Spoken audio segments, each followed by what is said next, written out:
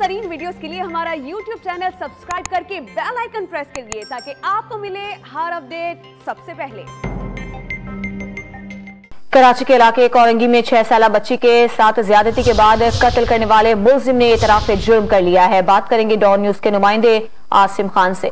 आसिम, बताइएगा इस मुलजिम ने क्या बताया है?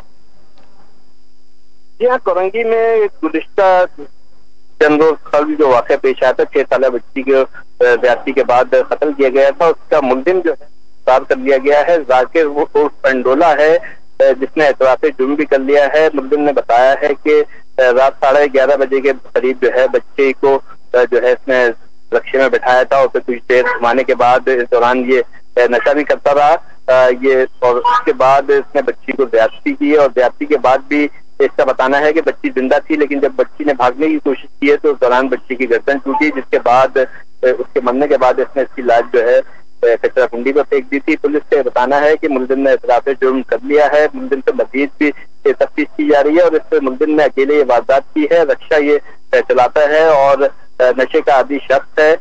ताहम पुलिस ने जो है इसके खिलाफ मुकदमा दर्ज करके मजीद तफ्तीश शुरू कर दी है, जबकि पुलिस का ये भी बताना है कि ये एक सियासी जमात का कारकुन भी रह चुका है। आसिम खान, बहुत शुक्रिया आपका।